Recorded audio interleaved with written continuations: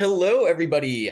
Thank you so much for being here today. It's what we were just talking. It's fun to see the number rise right in this first minute or so. We already got over 60 people in the room with us today. So very exciting. Welcome on into today's CMWS webinar. I'm Jake Sullivan, Training Delivery Manager here at Mentor National. Again, very grateful and excited to be here with you all today to talk more about neurodiversity and mentoring.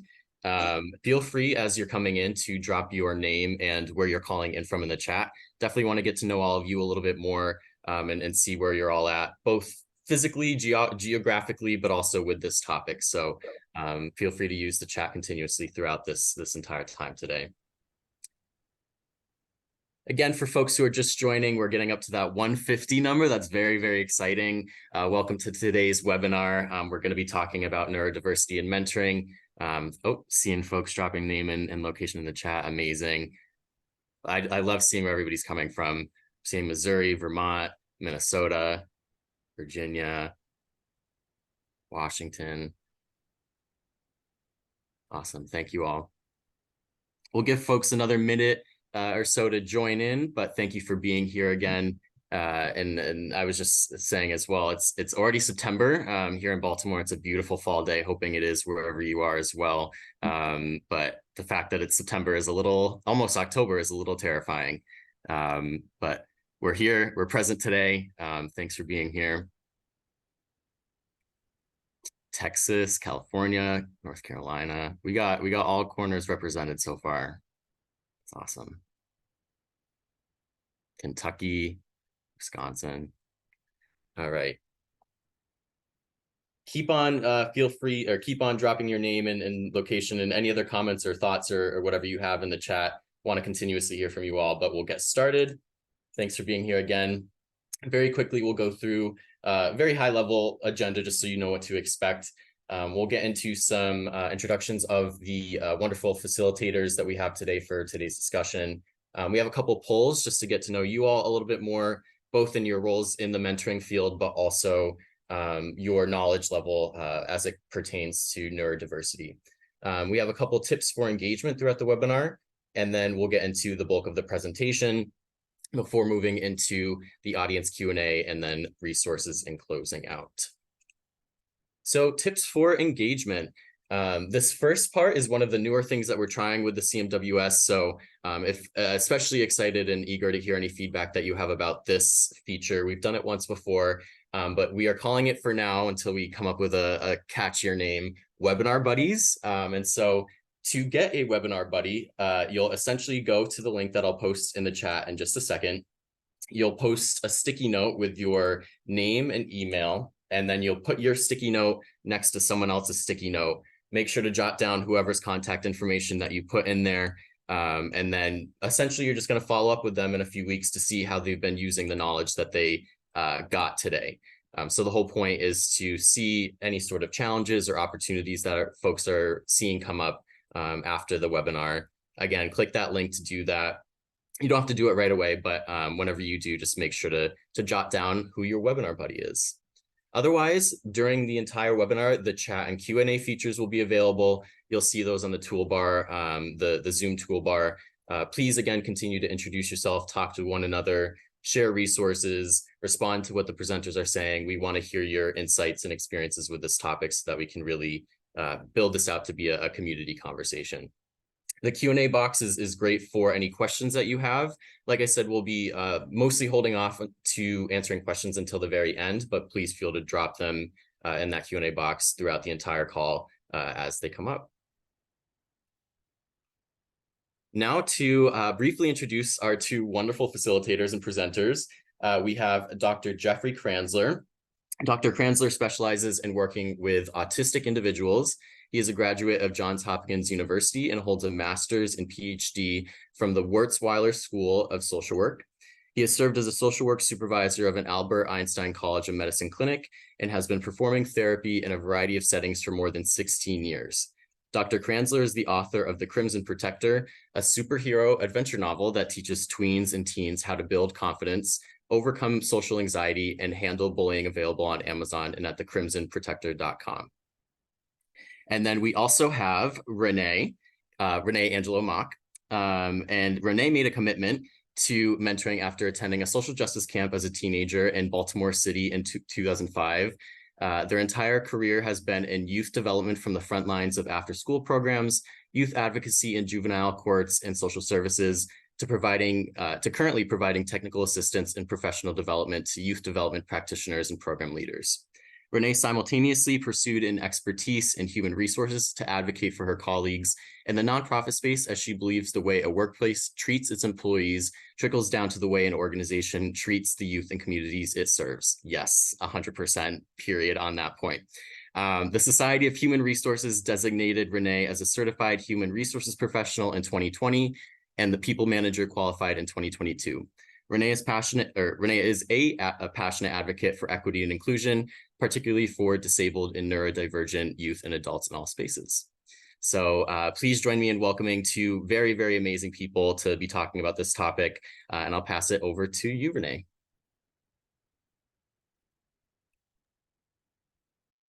Thank you, Jake. Like Jake said, I'm Renee Angela, and I'm here with my colleague, Dr. Kranzler. Dr. Kranzler is also one of our consultants here at Mentor Maryland, DC, so he provides technical assistance. So for the lucky programs on the call in the Maryland and DC area, you may be able to be served directly from Dr. Kranzler.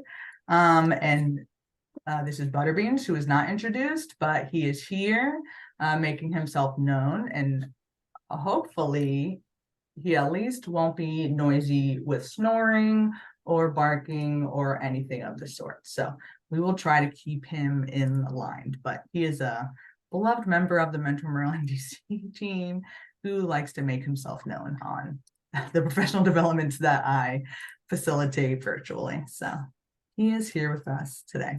But we are excited to get in with you today. And Jake, can we launch that first poll? Let me actually stop showing pictures of our faces.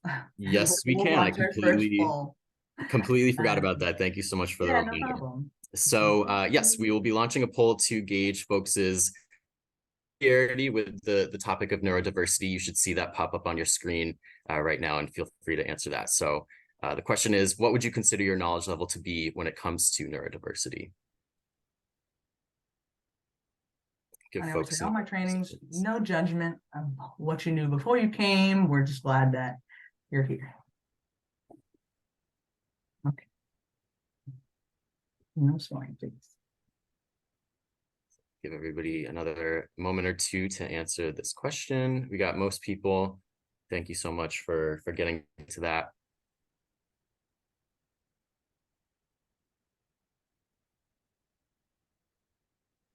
So on the poll in 5 seconds, so feel free to get your last votes in. Perfect. All right, end poll, and then I am sharing the results, so you should all see that on your screen. If you can't, it looks like we have a pretty even spread between limited or basic knowledge and then somewhat knowledgeable, and then a little bit of other folks saying that they're not knowledgeable at all, neutral / unsure, or expert, very knowledgeable. Again, like Renee said, everybody's welcome here today in this conversation. All experience levels and insights are very welcome. So thanks for doing that poll, and I'll turn it back over to you, Renee. Great. Yeah, thanks, Jake. And yes, we appreciate all levels participating in our conversation today. And this is a huge subject that couldn't possibly be covered in just today's session. So this is really a taste of this conversation. And as Jake knows, I'll be facilitating a workshop on this topic at the National Mentoring Summit in January. So for an extended conversation on this topic, I hope that you will join us there. And I know there is another session on neurodiversity at the summit as well. So there'll be at least 2 portions of the summit in which neurodiversity and mentoring will be a topic. So this is only just one opportunity to talk about it. So to get started, I want to do just a kind of language level set and a kind of concept level set, so we can all just kind of get on the same page to start, which I think is always important in these kinds of spaces when we're talking about, people who we're kind of all over the place with our knowledge and understanding. So this is just going to get us on the same page with at least some of the concepts that we will be talking about today. So just heard a little snort from my little friend here. First, I'm going to talk about the word disability. So we will be talking about disabilities today. Disabilities fall under the concepts of neurodiversity. So we want to understand, what the word disability means. It's often a word that people feel uncomfortable with, or a concept that people feel uncomfortable with. So this definition, person who has a physical or mental impairment that substantially limits one or more major life activities. This is a legal definition of disability that comes from the American Disabilities Act. And that's an important thing to know, because people with disabilities are always fighting for their legal rights. And we'll actually talk about that a little bit later. It's really important for anybody who has a disability to know what their rights are, because they will be advocating for them over the course of their life, because our society isn't set up to serve people with disabilities. So I purposely used this particular definition here today. But Merriam-Webster would define disability as a physical, mental, cognitive, or developmental condition that impairs, interferes with, or limits a person's ability to engage in certain tasks or actions, to participate in daily activities or interactions. So the variations of disabilities: visible disabilities, non-apparent, so a disability you can't see. I have non-apparent disabilities. Dynamic disabilities, which is kind of a newer term. So this might be a bit disability that has flares, that shows up for a person or affects their day-to-day differently on some days than others. I also have dynamic disabilities, intellectual disabilities, mental health conditions, and learning disabilities. So disability has a huge scope, of which, again, neurodiversity is a small part of that. But again, I wanted to get that word out there, so we become comfortable with the words for those of us who aren't comfortable with it, and to get that definition out there for you all. The word accommodation. So an accommodation is modifications or adjustments that enable an equitable experience for an individual with a disability. So it's important to talk about accommodations in the spaces that we make for young people, right? And I want to note that, an accommodation isn't special treatment, right? This is about equity and making things as equitable as possible for everybody who's going to interact with us as youth programs or whatever services that we're providing to young people. And that can look a lot of ways, right? So it could be physical changes to our space, the use of accessible or assistive technology. So that could be like the captions on our Zoom webinar right now. Accessible communications, whether that's a communication tool. Dr. Kranzler, can you tell us about some communication tools that I know that you would be familiar with? So, there are different modes of communication. I think when we tend to think about communication, we have a tendency, and maybe not you, but I think often people are thinking that communication means verbal communication. But there are so many different ways of communicating. Whether that is through writing, whether it is through expression, whether it is through languages that are expressed, visual languages. So kind of changing the way that we think about the word communication and kind of making that a little bit more broad and a more inclusive is really really important. There's, groups of individuals that are called, quote, nonverbal. I'm not particularly a fan of any labels whatsoever. And for many reasons, I think there is, that nobody fits one label all the time, always. And I think they're very kind of, it can be, very, just non-descriptive.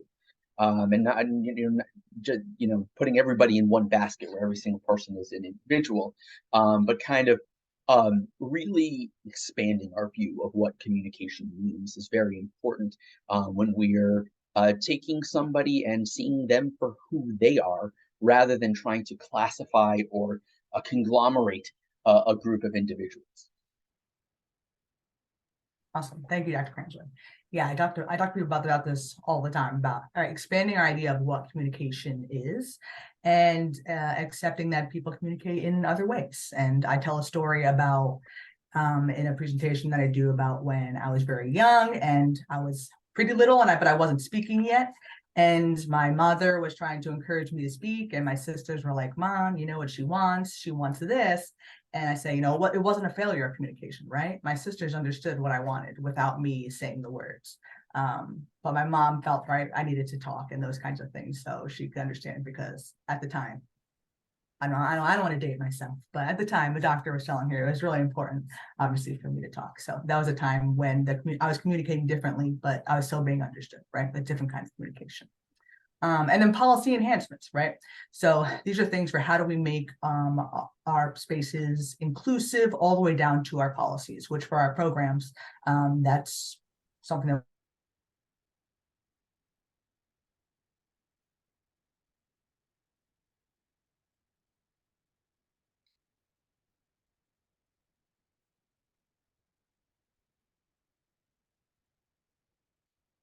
we want to consider, and the way society is structured to favor able people or non-disabled people, based on the belief that typical abilities are superior, and is rooted in the false narrative that people with disabilities cannot contribute or should be fixed.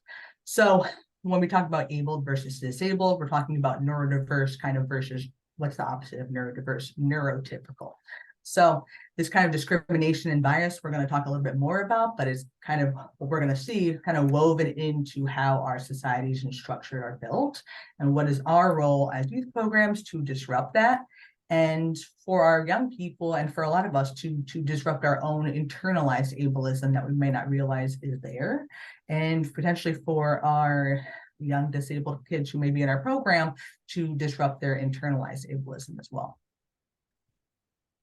So I want to, again, talking a little bit more about language, talk about person first language versus identity first language, just because we'll be talking about other individuals today and speaking with kind of the grand we.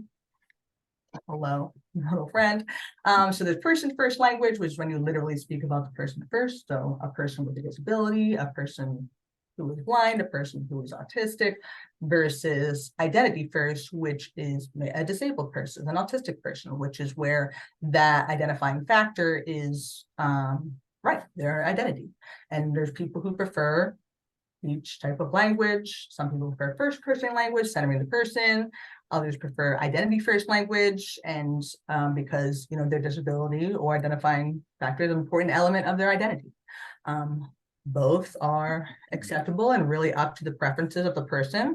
And I encourage you, if you're in a relationship with a person, to ask what their preferences are. That's what we should be doing, right? And that would say for programs, right, it's safe to use kind of each of these buckets of language to describe. I often say that typically in educational settings, I'm married to a special education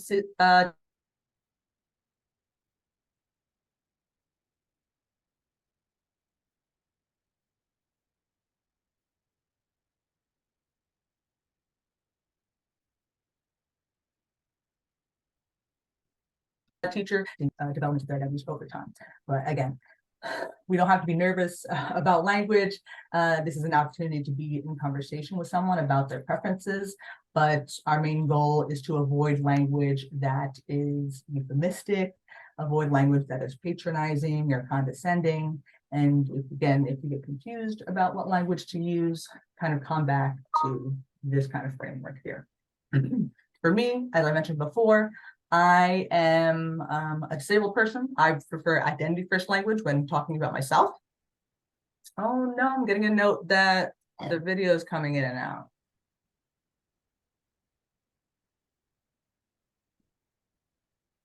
Jake, can you see me? Or hear I me? think you're good now. There was a moment where it did cut out. But it sounds like we're good now.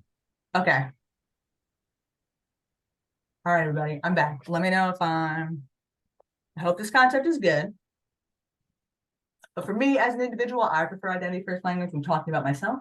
But I'll use both when referring to groups today.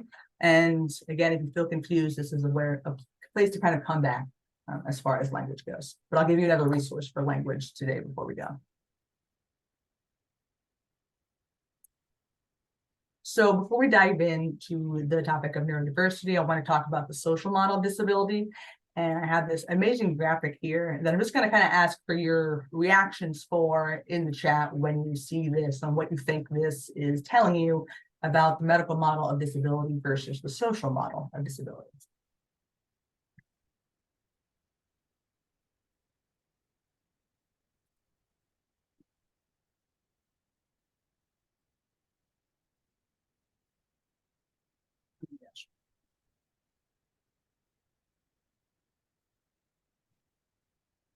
So these two models are two different ways of understanding disability and the experience of disabled people for how they're treated by, the rest of us, society, right?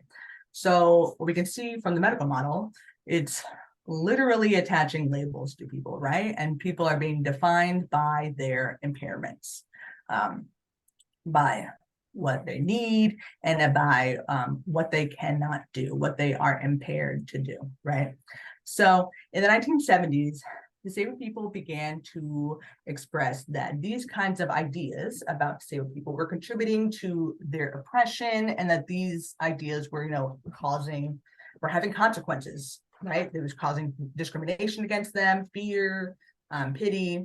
And this was still a long time before, the ADA was passed. That was still 20, 30 years before that. So they didn't even have, the disabled people didn't even have civil rights to speak of. So they began to organize, and they were questioning, society's attitudes, and they were identifying the barriers that they were facing, right? And they were facing these barriers, right? These attitudinal barriers from society, these information and communication barriers, some of which we were talking about earlier, the institutional and organizational barriers that were preventing their full participation in society, and of course, physical and environmental barriers, which we talked about earlier, that need accommodations. So they were starting to understand disability as an idea that was more created by society and as a political issue, right? So the social model challenges the idea that the cause of disability is located in the individual, but rather by these barriers created by society. So the thought is, there will always be people born with impairments, people who become impaired over the course of their lives. And as such, the world should be built and accessible in a way to those with impairments at all times, period. And when it's not, it's the world that is disabling people rather than just disabled people existing. So give me a 1 in the chat if we're on the same page about the social model of disability. And Dr. Cransler, any thoughts there as well? I think this is a really important direction that I think in general we've been moving towards, not saying that everybody is there, but I think the field in general, where we're really understanding that the issues that are occurring are not issues, they are caused by societal pieces. And I think a lot of times individuals who are neurodiverse really experience that. People are saying, well, why was this diagnosis not current in the past? And first of all, that's factually incorrect. There have always been neurodiverse individuals, but I think what has occurred is that society has moved in a way that makes that makes difficulties, right? 150 years ago, you did not have constant dinging and sounds and new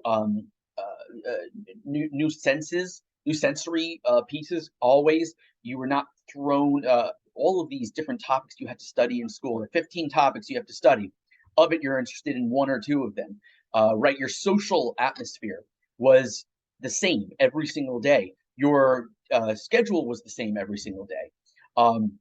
You were able to spend your time doing what you love doing. And so this is not a difference in ability. This is not a disability, right? This is a different way of thinking about things and different set of skills and talents. That is only a difficulty because society has developed and made certain adjustments that make it difficult. And I think it's really, really important to do the social model of understanding. And I don't even use the word disability. I like to call it differently abled, because, and again, what it comes back to Renee saying so importantly, everybody gets to choose their own terminology, which is so important. I happen to like, the identity first, but everybody deserves to have their own one. But a lot of times what we're seeing is it's not a matter of not having, it's having powers in a different area and struggles in a different area. And that's true of people who are neurodiverse, people who are neurotypical. It's not a matter of being wrong or bad. It's, I have superpowers in one way and challenges in another. And you have, superpowers in one way and challenges in another. And I won't go on now, we'll keep on going, but I'd love to kind of talk more about this as time goes on, because it is absolutely correct, moving towards the social model understanding in general. Thanks for sharing in the chat. I've not heard of this book. My Body is Not a Prayer Request, but love the title. Love it. So I want to talk a little bit about one of the origin stories of the word neurodiversity. So Judy Singer was a student at an Australian university who wrote her research paper, which was called Odd People In: The Birth of Community Amongst People on the Autistic Spectrum, a personal exploration of a new social movement based on neurological diversity. So she had personal experience with autism. This was in the 90s, and she was suspecting that her daughter might be autistic, and she brought it up with a friend, and her friend was, kind of very harshly shut her down, and Judy was very disoriented about it and kind of like became quiet about it, never brought it up with her friend again, but she kept doing her research and eventually sought out professional help and got a professional diagnosis for her daughter.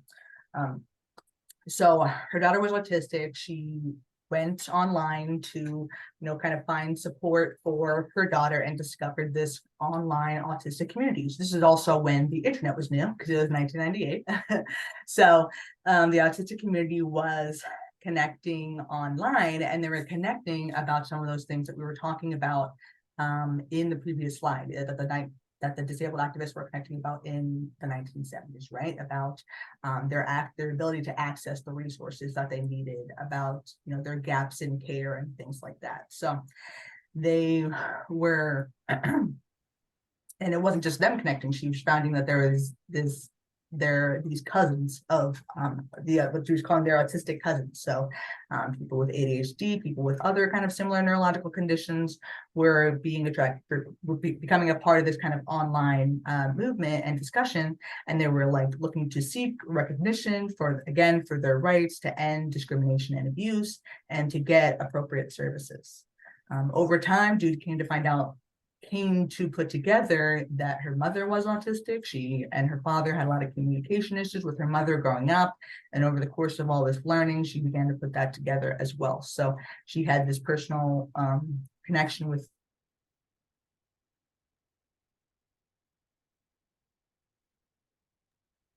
Renee, if you can hear me, the audio cut out.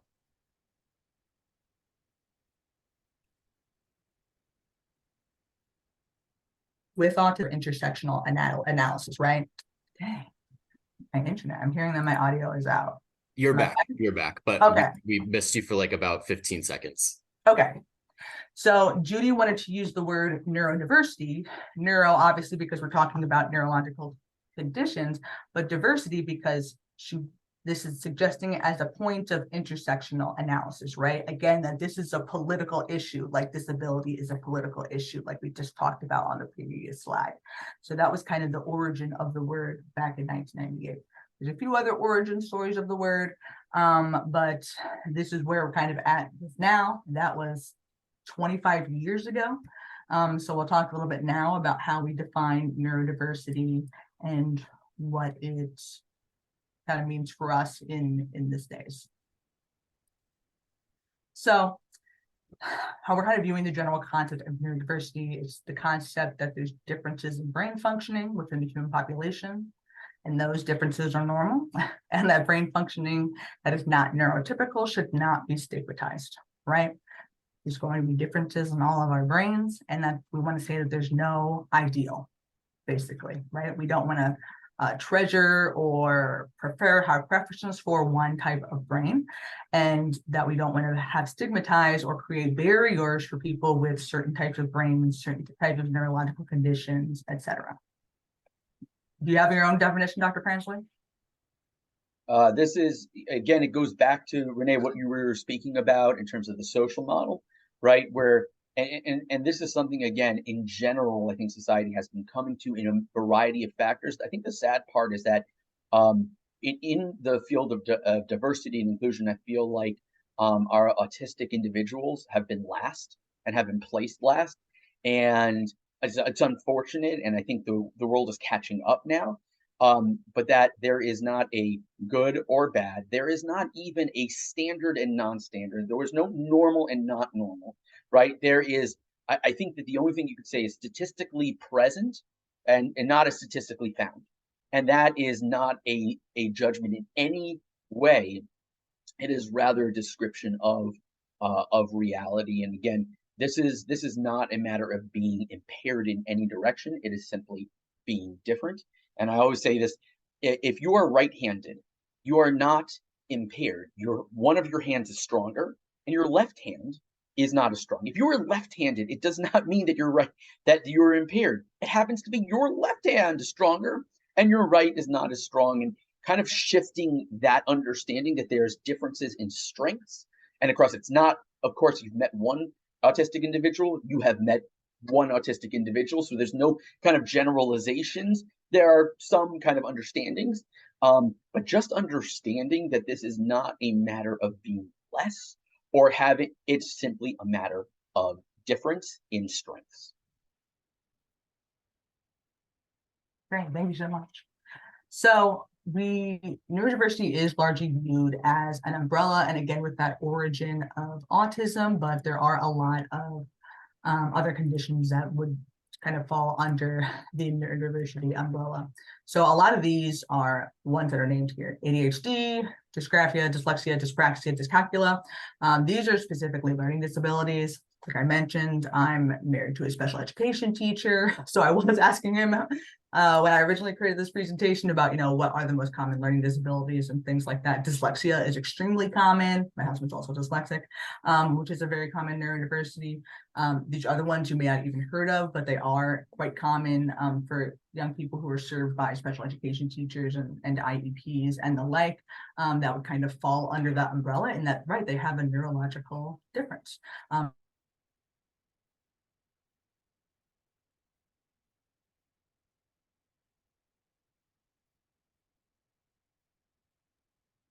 Renee, if you can hear me, it's cut out. And they're Okay, I think we're back. The last thing we heard was neurological difference. my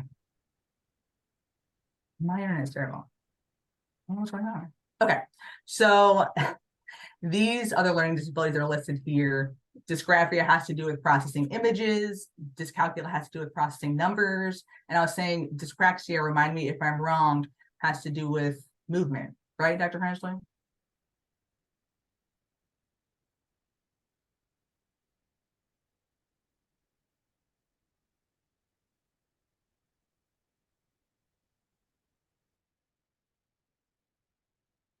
And again,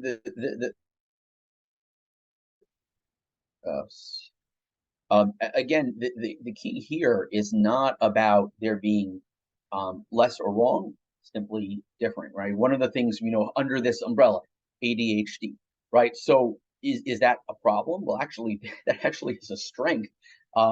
There's a theory called the night watchman theory. And a lot of neurodiverse individuals have thought one of the areas of strength thousands and thousands of years ago was the capacity to be watching and caring for the tribe at night. A lot of our neurodiverse individuals are night owls, a disproportionate number in comparison to the neurotypical population. And when you were watching and kind of preparing and keeping your tribe safe at night, you needed to be able to pick up every little stimulus that came. You had to be changed. If there's a rustle in the leaves, you go there. If there was a small sound, you pick that up instead of focusing on one specific area. And so again, a lot of going back to evolution, understanding the value of every single one of these pieces. And of course, we're going to get into more into the autistic superpowers going on, but there is a need for individuals, not only today, but historically, there's always been a need for that.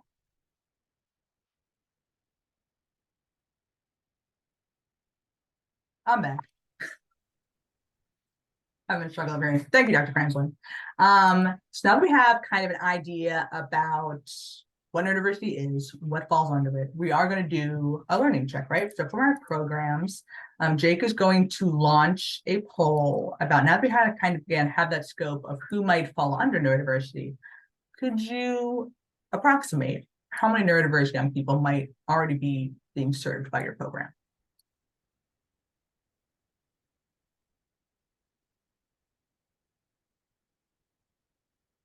Oh, I can see the numbers coming in live this time. Silly. I just want to double check. My slides are up. Yeah. Yep, you're good. We can hear you. We can see you. Perfect. Thank you. Voting no birthday. Now it's not the time.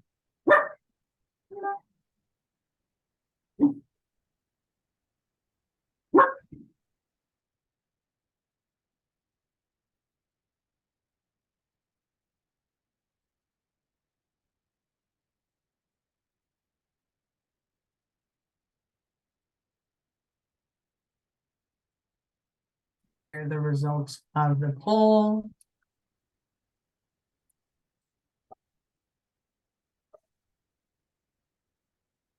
I want to make sure that you can see them too. So it seems that, you know, a majority of us feel a significant portion, or maybe even a majority of our young people might be neurodiverse, right? Or at least a few. Only 1% think very few or none. And I'm wondering, Dr. Kranzler, how that might jive with your perception of neurodiversity in our population for our young people, especially those that get services via mentoring or an after-school program or something like that. And rates and understanding of the presence of neurodiversity changes. So changed based on inclusion, based on definitions.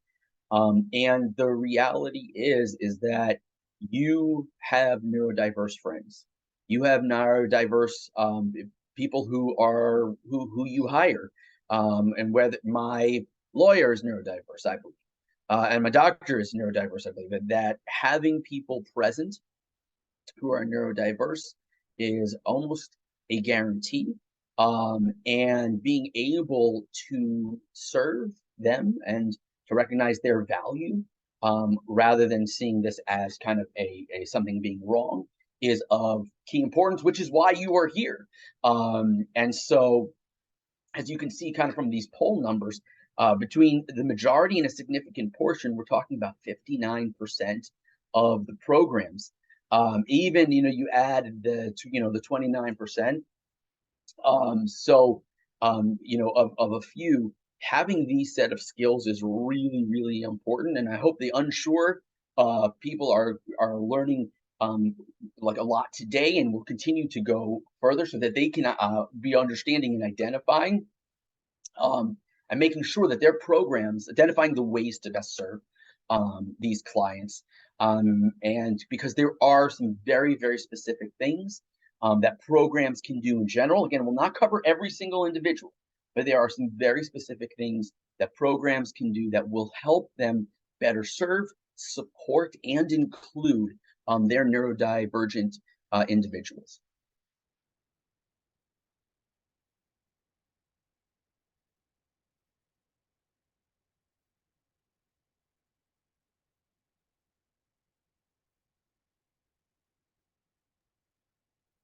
Renee, if you are talking, we cannot hear you. On the call. Drop a 1 in the chat if you have ADHD. What's up? I think this is a diagnosis that we feel is quote unquote common, that is highly stigmatized, that I think in the past has been so stigmatized that we, again,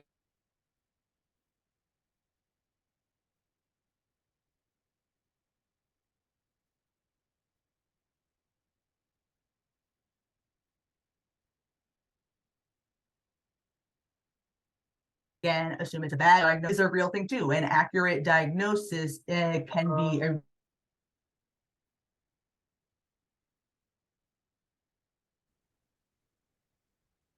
Renee, if you can hear this, you're cutting in and out. really powerful focus, because ADHD isn't just about, it's kind of a misnomer about this idea about having this deficit of attention all of the time. It's really about selective.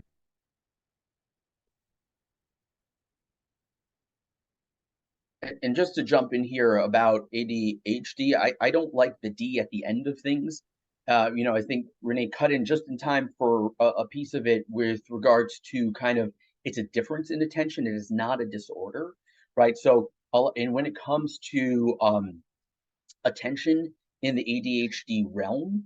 Attention is more difficult with topics and things that seem uninteresting and seem also irrelevant. Our neurodivergent population quote struggles with topics and ideas that seem irrelevant and not interesting, which is not a deficit. That actually is quite logical and good. People should not spend a lot of time focusing on things that are irrelevant. And so much of society today is begging us to pay attention to all of these different pieces here.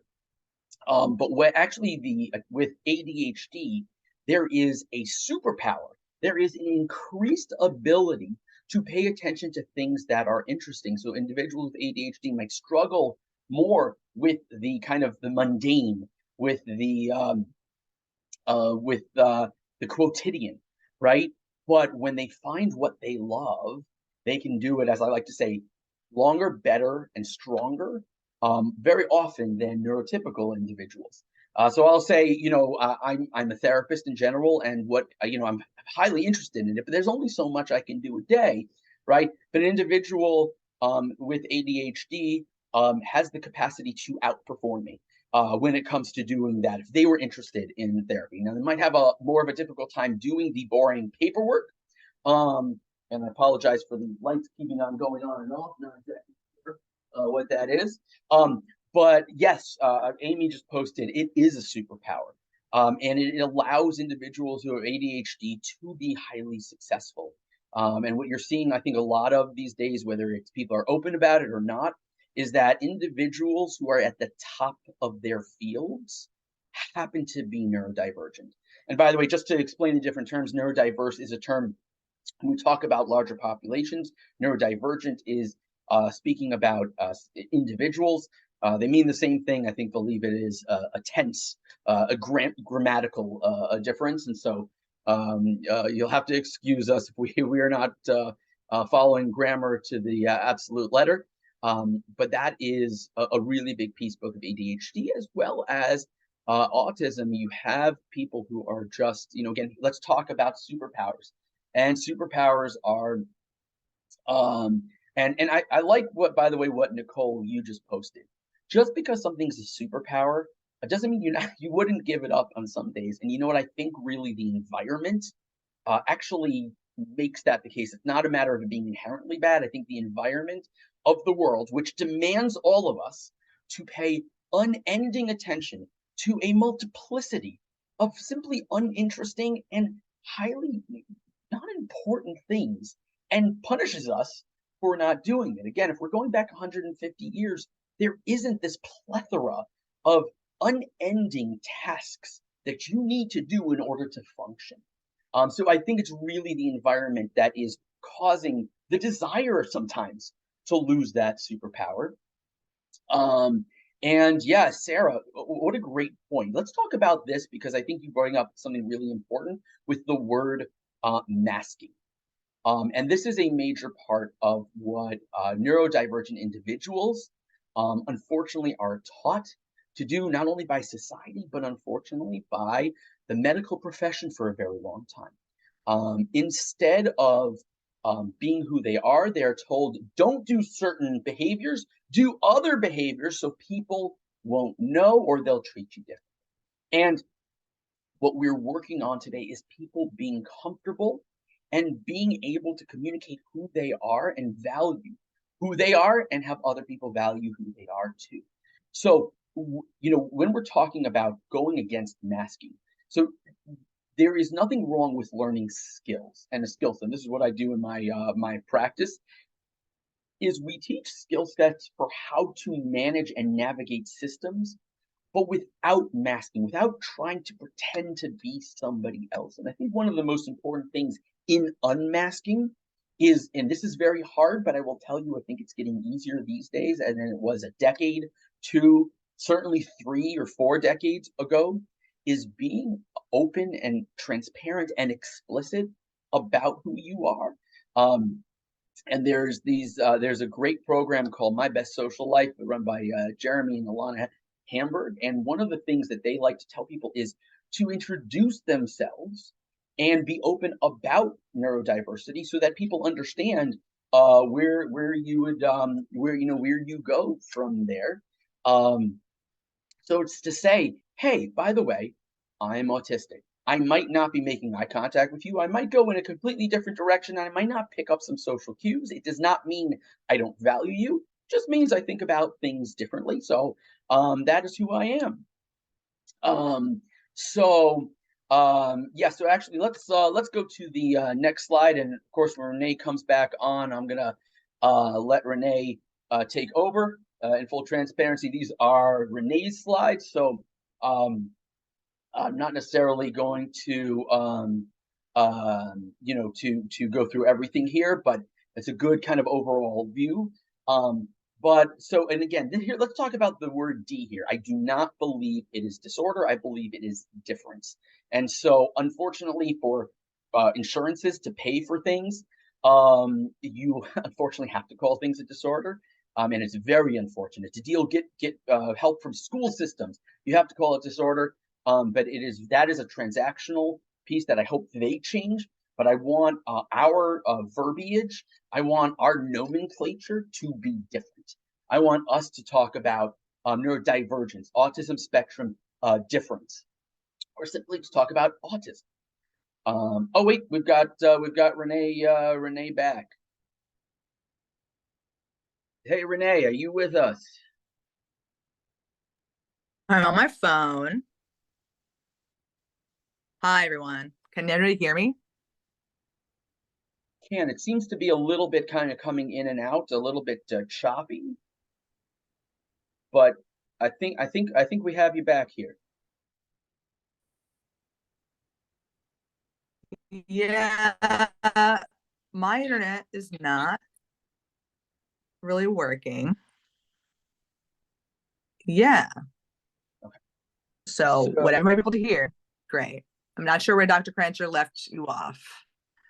So we just we kind of talked a bit about ADHD, and we kind of moved on. So Renee, do you want to go on? Do you want? You can feel free to kind of take the lead right now, Dr. Okay. Crancher. Yeah, so this slide was literally pulled from the DSM because I wanted to kind of do some myth busting about what autism is. But you are the expert about that, Dr. Crancher, so I will hand this specifically to you for sure. Sure. So there are again, it's important that we start with the line that I think many of you know, and if you don't, you should know. If you've met one autistic person, you've met one autistic person. There are a lot of groups where there are some very, very close similarities that it does not describe autism. So these are kind of general understanding of different pieces of it. Now, unfortunately, the DSM happens to be a very deficit-focused document. In general, I think the committees are getting better at this. The areas that often describe some of the challenges and frankly, the strengths that autistic people experience. So number one is in the social field. So there can be sometimes difficulty picking up social cues, engaging in reciprocal social interaction, which again can be struggles, but also let's talk about how that's a strength. Not beating around the bush. Like basically we're saying it's a deficit that you don't beat around the bush, right? Like that you can't pick us up beating around the bush. Wouldn't it be a wonderful world if people literally just said everything they meant without hoping that you'd pick up their facial cues and the underlying meaning they're not saying? So again, it's quote a deficit, not necessarily a deficit, right? So let's talk about sensory challenges. There are both hyper and hyposensitivities. So hypersensitivities, again, very, very sensitive to certain stimuli. And by the way, they're not 5 senses, they're actually 8 senses, the 5 that you know, as well as interoception. Interoception is figuring out how you feel inside, both your emotions as well as signs that your body sends you, whether you are hungry or need to go to the bathroom. There is the vestibular sense, and the proprioceptive sense, which talk about understanding where you are in space and how much force to use in order to interact with objects in space. And Hypersensitivity means that you can kind of be very, very sensitive in these ways, which again, not necessarily deficit. Hey, wouldn't it be awesome if we could pick up sounds that are from a far, far away? Again, 150 years ago, there wasn't unending sirens going on, and you wore the same suit, right? What was the line? You were born and died in the same suit, so you weren't constantly being foisted upon you, to constantly be experiencing new ones. And again, when you have hypersensitive senses, you pick up things that other people won't, which is really important sometimes. There is also hyposensitivity, the need for more stimulation, and some autistic individuals will bang into things, as an example, because there is a need for feeling more on a lesser kind of a sensitive way of experiencing certain things, and so a need for a greater piece of that. There is also kind of what they call kind of a repetitive or narrowed, restricted areas of interest. Now they're saying that again as this deficit, when in fact it is not. I don't know about you, but like there's never been somebody who's been super amazing at something who's really good at lots of different things. In order to be really, really great, you kind of have to focus on one thing at a time. And again, we live in a society that is demanding skill sets in a variety of ways, which really spreads people thin. And autistic individuals are quite good at finding what they love doing and putting their heart and soul directly in it. So Jake, we can actually go to the next, and there's a lot more to discuss. And so this is considerations for neurodivergent youth in your program. Yes, get to know your kids and their families. Don't come in saying, even if you are an expert, I do consider myself an expert, and I never meet somebody new saying, I know you. I want to know you. I need to know who you are and what your areas, what makes you you. And Christopher, thanks for posting that. Quote, narrow areas of interest can be quite diverse. That's another really big thing for people to understand. So getting to know who somebody is. Jake, I don't know if there's another attunement, right? So being again, it comes to we used to say cultural competence, and that's below. It's not good enough. We need to be culturally humble, and that's really the key. Walking in with some humility, which means I don't know everything about who you are. I need to learn, and I need you to tell me. And so kind of having that humility to learn about people. And Jake, again, you can put next ones in. Renee, are you back with that? Renee, do you want yes, to, I'm kind of here. Yes, if anybody I think we can just again clue me up if I'm chopping out. Am I here?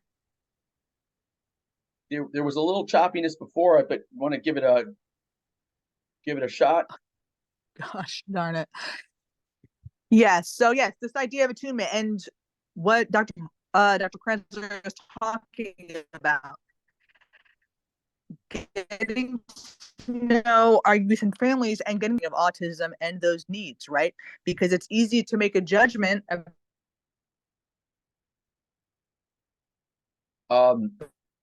Renee, we're getting chopped up again.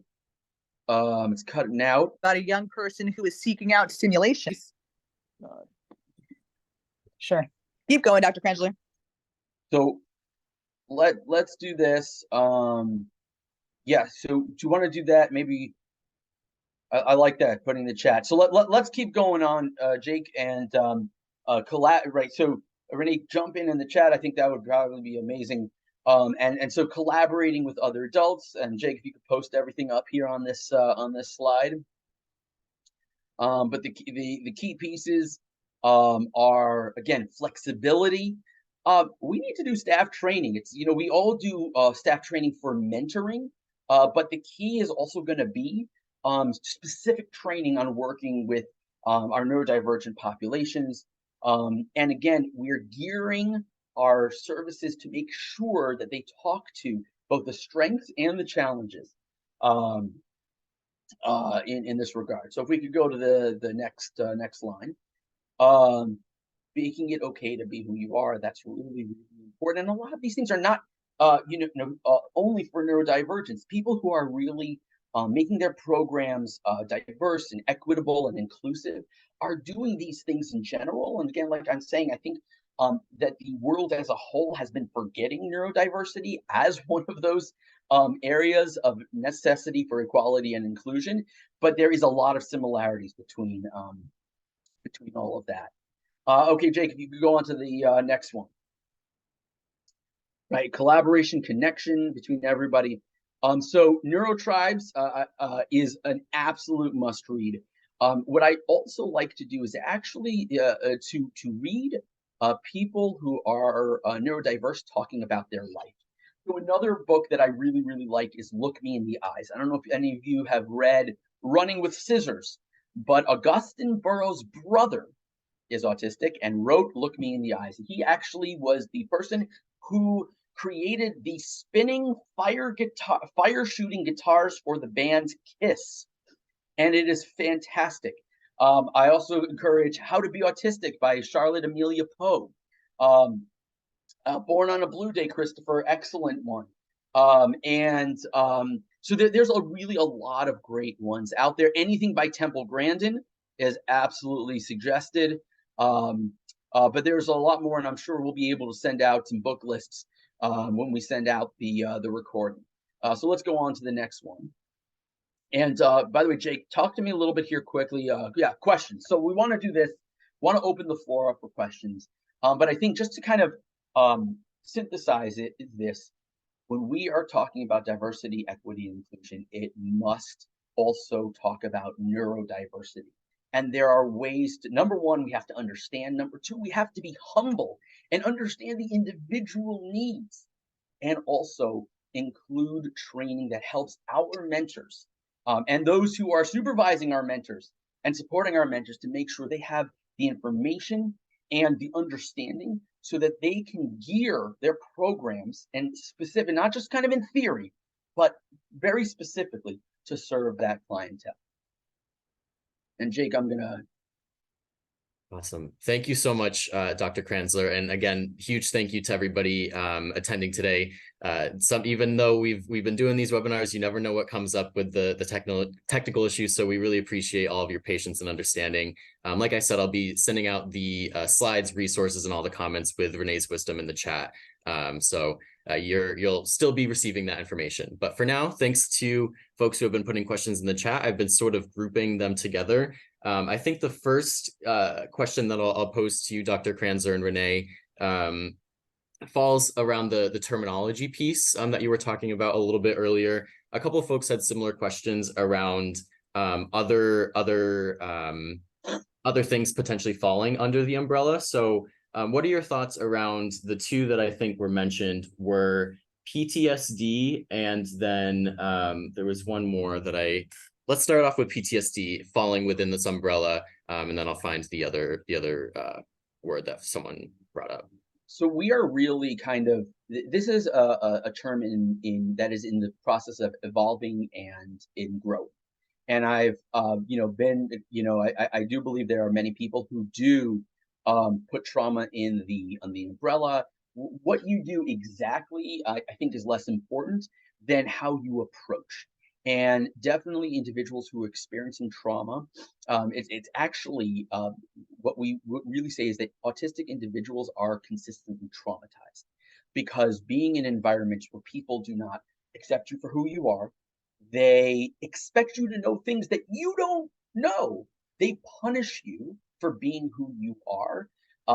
PTSD, it's actually not, it's TSD, it's traumatic. Right? It's not post, because our autistic individuals are experiencing trauma. And a lot of pieces here, a lot of what work that we do to support our autistic individuals is by supporting their mind-body connection, helping them move away from the sympathetic responses, which is a trauma response, being stuck in the sympathetic nervous system, which is everything is a danger, I need to protect myself, and kind of moving more towards the ventral vagal parasympathetic nervous system, which is kind of being able to engage with the world in a non-traumatic way. So a lot of the things that we are working with our autistic individuals to deal with their ongoing trauma are very relevant to individuals who are working with PTSD. So thank you so much. And then I did find the other one that someone had posed. They were wondering if speech problems or challenges like stuttering fall under this umbrella as well. What are your thoughts around that? And again, I'll say I think overall it's an evolutionary phrase. Right now, I think the commonly agreed upon across the board is autism, ADHD, and learning differences. And again, I do not like the word disabilities because it is differences, right? And I think anything that kind of falls within that. I think originally the neurodiversity was very contained, and I think it's growing larger. And I think there are benefits and downsides to grouping everything together. But I do think the most important piece is that regardless of who you are and what you experience, figuring out the best way to support you in the current environment is the most important thing. I think above and beyond the official terminology. Great, thank you. We're getting a lot of really amazing questions in the chat. Oh, it now looks like my Wi-Fi is unstable. Hopefully you can hear me. I don't know, something's in the air here in Baltimore.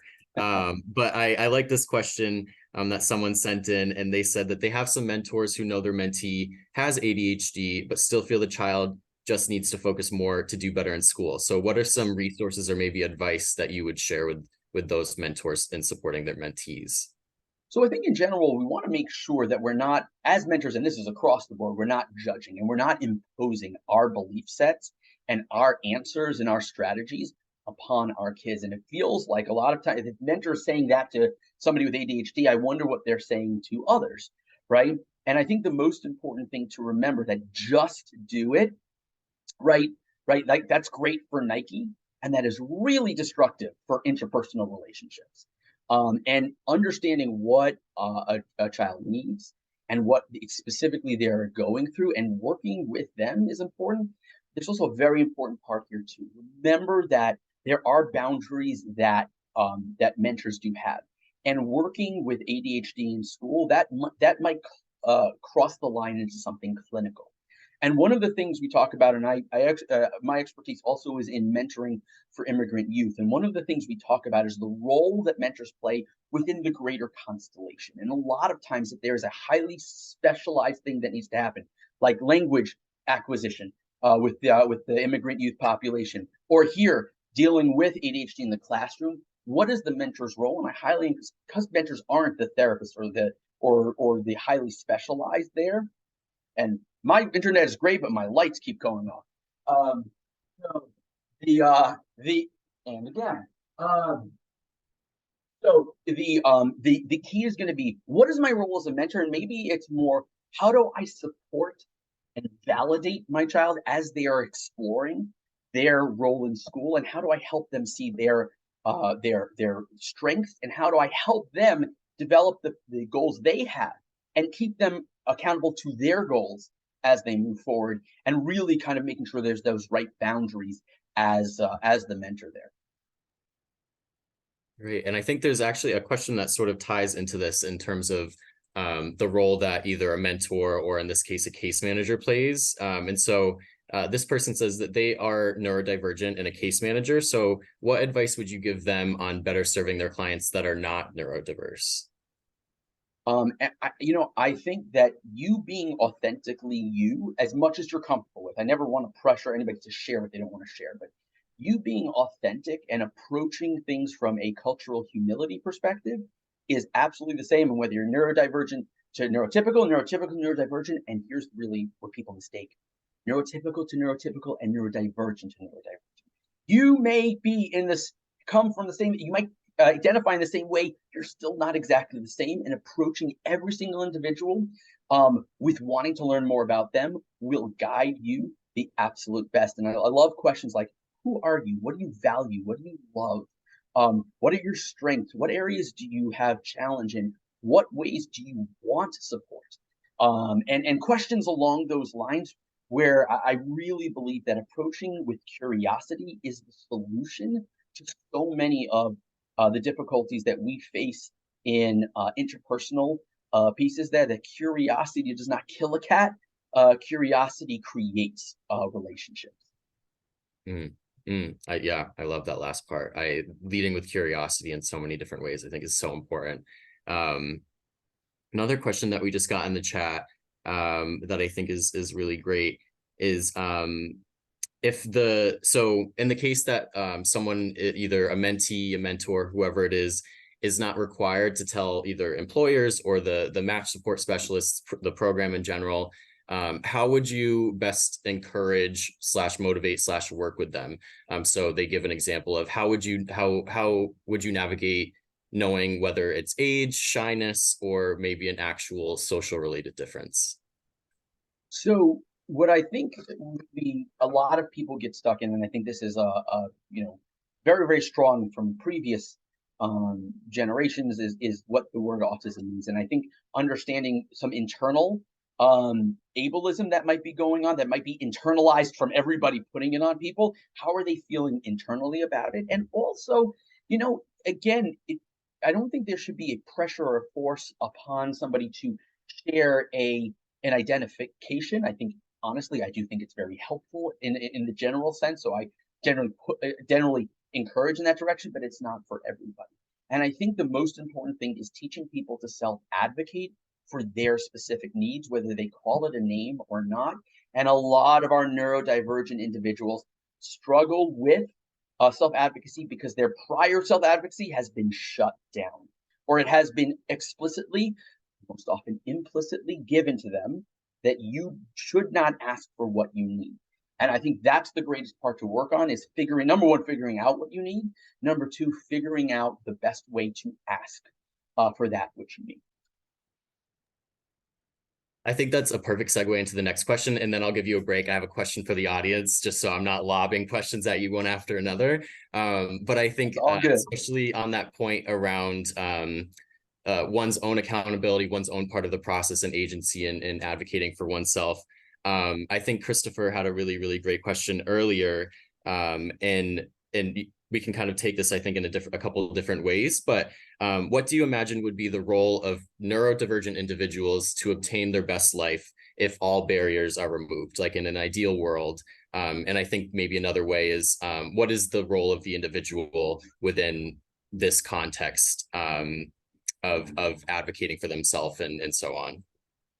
So again, I think it's, not to beat a dead horse, but it's important for, number one, to start with an individual and helping them figure out what they want. I think a lot of individuals who are neurodivergent have had people say, you need this to live a valuable life. And what I'd like to say is that you get to choose what that means. And while there is an absolute human need for connection, right? I think that is universal. And I think people make the mistake, okay, neurodivergent individuals, they don't want connection. No. Everybody wants connection. The question is, what kind of connection, the frequency of it, and the contours of it. And helping somebody figure out what does a meaningful life mean for them? What does that mean from a career / job area, if that's even a part of it? What does it mean from an interpersonal perspective? What does it mean from a recreational perspective, a relational perspective, kind of an understanding of life perspective? And finding out what the individual wants is, I think, a major kind of like for a lot of neurodivergent individuals who have spent their lives, having people tell them, this is what you need in order to have a good life. And so the question is, what is it? And how do I support you in doing that? And by the way, the answer might be, I don't know. And this is an important point to keep in mind. The word I don't know isn't somebody pushing you away. It is actually his honest assessment of things. And we have to be able to not be frustrated by I don't know, but help to lead and kind of help them come to what it is they want by asking open-ended questions, not very sharp and attacking kind of questions, but rather kind of being curious and wondering, and Socratic questions, and really kind of helping people find what it is they want. And that's, by the way, what we're in the world of as mentors, right? We're mentors. We're here to help people choose their goals, help them choose their own goals, and help provide the support and the accountability to reach those goals. Yeah, I think that that point about the I don't know, I think so many people are so scared of that phrase in a lot of different ways, but it's really such a powerful thing to be able to be vulnerable and say, I'm actually not sure how I'm feeling, or I'm actually not sure what this means, or whatever it is. And then having that as an opportunity to work together, collaborate in figuring out, finding a potential path or answer, or just sitting in that I don't know space. Yes.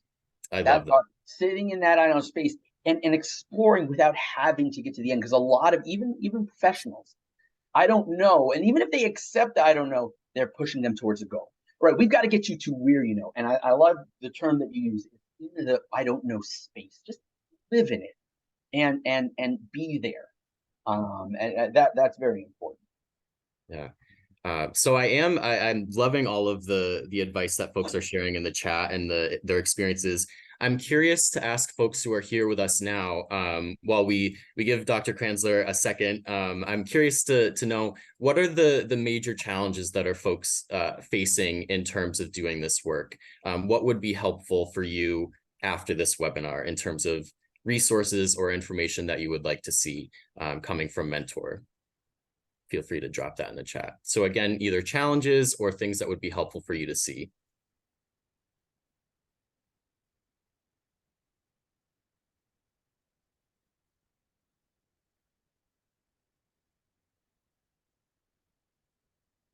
Role play exercises, resources to train volunteer mentors to work with neurodiverse youth.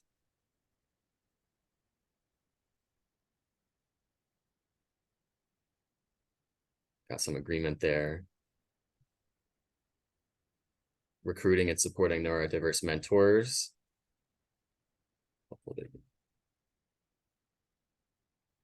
Yeah, Liz, I think that's a great point as well. Definitely, I think a start to that would be when we share out these slides, to share these slides with your teammates. Training for mentors for sure.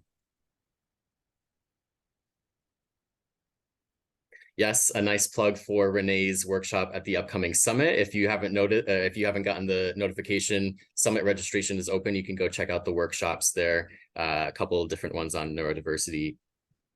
It's so lonely sometimes being the only one who seems to care and want to make an impact. That's huge. Thank you for sharing that. Developmentally appropriate for the age group versus neurodiversity handouts.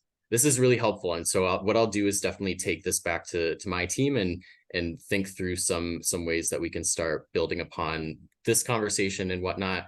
Thank you all. Keep dropping those in the chat. And now I'll pass it back over to you, Dr. Kranzler, on if you have any thoughts. I really like this question. If you have any thoughts on how group mentoring or group situations might be helpful or unhelpful, or both, for neurodiverse youth. So I think that it has to be specifically geared for neurodiverse youth. I think just taking willy-nilly a group and kind of just being like, let's just do this, is not the right way to go about it. But I think if that you're conscious about it, that I think that choosing individuals who, it doesn't have to be an all neurodiverse group. And I do think that kind of choosing people who are neurotypical, who are understanding and could be allies, is a very important piece. Being in a group is really important. And again, but I like the question because it does understand it's not every single group that's going to be helpful. And sometimes neurodivergent individuals are not ready for a group. So what we want to be able to do is to be very conscious about who joins, people who are ready, people who want it. A lot of times our neurodivergent individuals are being pushed to join groups when they're not ready, but individuals who want to join groups. And then to be recognizing that, so that the quote, expected social skills sometimes need to be taught. I think one of the things that are amazing about neurodivergent individuals is that of explicitness, right? That be explicit, because guess what? In an ideal world, everybody would explicitly explain everything that they like, want, and expect. And we don't live in that world, but I want to work towards that ideal world that our neurodivergent individuals inhabit. And so when you're running a group, being explicit about the expectations, about the rules, about what you want to accomplish. Is this going to be a social group? Is this going to be what is the area of focus of the group? And then to have the training in it. There's a lot of amazing social skills curricula that I use in my private practice. Again, that goes sometimes across the board into the clinical realm. So again, it's really about gearing to it, but also not pushing too much. Yes, you've got to be able to know and understand, but it's also about defining the role and where the limitation is. In mentoring for immigrant youth, when we talk about the language acquisition, the mentoring programs, unless you're having specifically mentors who are recruited from, from language pieces, you're mentoring, they're not going to be actually teaching the language. What are they going to be there? They're going to be there as a fun way to practice it. And kind of having that be where you're saying, hey, I might not be teaching the exact social skills, or I might be having kind of a general, let's say, social skill to start the group. Let's talk about how we're going to practice, how we're going to engage with this. What kind of group is this going to be? Is it going to be an adjunct to some other set of services that are going to be going on? And a lot of times mentoring is so incredible when it's not in a vacuum, but rather is there to reinforce and support a set of services that are going on. Another reason why so important for our mentoring programs to have relationships to other programs in the areas that they are in, who can provide the services they don't, and know where they excel in. And they excel in that reinforcement, supportiveness, and really hitting home of what individuals might be getting, everywhere else. Great, thank you. There's so many great questions coming in, trying to figure out which ones to ask. I think the next one that I'd like to ask is someone is asking about HSP, otherwise known as highly sensitive people, and how would you suggest approaching those folks, and how would you treat them particularly as opposed to folks who are not highly sensitive people? Well, with any group and working with anybody, the question really is, how do you create ownership by members of the group? And I think that working together, say, what is it that is needed, right? What is it that will make you comfortable here? And how do we get everybody's input and make sure that everybody feels that they are cared for and that they have a place here? And again, just like, there's no one label that describes everything perfectly. You're going to have to deal with what the individuals want. But again, the biggest word here is autonomy and control. And again, one of the things we strive for in the field of mentoring is not to put ourselves, we are the mentors, you are the mentees, we are top down giving to you. It's reciprocal mentoring. I'm learning from you and you're learning from me. You are the person setting your goals. I'm not imposing my goals. I'm not imposing my will. So having a group, the starting point of the group, is getting together and creating that autonomy. And I will tell you, if you do nothing else, then give a group of individuals a sense of autonomy and togetherness. And somebody put this in the quote, a sense of acceptance for who they are, right? And autonomy and control. Regardless, you could be singing Mary Had a Little Lamb, every single group from the beginning to the end. You have accomplished it if you give the individuals those things. Great. I'm looking through, and I think we'll do maybe one or two more questions. Again, thank you all for all of you dropping questions and thoughts. Make sure to check out Renee's insights as well in the chat. Just as a reminder, I'll be sharing all of this out along with the book recommendations, things like that. And I'll be sure to send along these questions to Dr. Kranzler and Renee afterwards, so we can send some answers in the follow-up as well. Let's see. Where should we be? Oh, I think someone actually brought up a really great point around generational differences. And Dr. Kranzler, I think you especially were talking to this earlier, and Renee, around obviously sorry, I don't know if you hear the just all sorts of weird things happening today with sounds and tech, but if you could speak to any sort of insights you have around generational differences. I think so this person has observed that sometimes older mentors unwittingly slip into deficit mindsets, even despite best intentions. And so just how you could speak to that, the evolving nature of this field, alongside any sort of observations you're seeing amongst different generations. So I am a proud member of Generation X, go Gen X. And there's a lot of things I love about us. And I think what millennials, Gen Zers, and now on the horizon Gen Alpha-ers are really special with is openness, acceptance, understanding identity. I think that being open and honest about being autistic when I was growing up would have gotten you kind of some pretty negative feedback, whereas today I think there's a lot more positivity. A lot of times my baby boomer Gen X parents are a little worried about telling their kids about that you're autistic, and when I try and tell them, it's like, and again, it's not across the board, but what it's moving in the right direction. And what you might have experienced had you said that when you were a kid in the 80s and 90s is not necessarily what's going to be expected. We have a long way to go, but I do feel very confident in the direction in which the generations have been moving in recent years to that, and it's something to keep in mind as we hope to develop the pride and the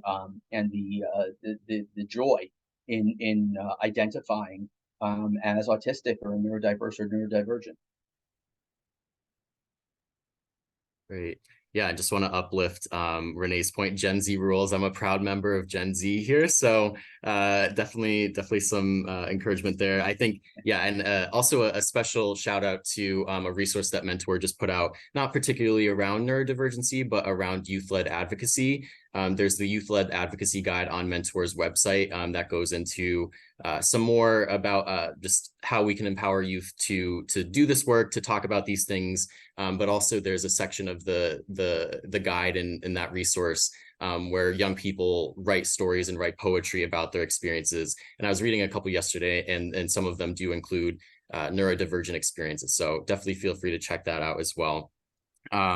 And just to uplift what Renee said, encourage personal debriefing with those mentors to discuss, and cultural humility training. So that's huge as well.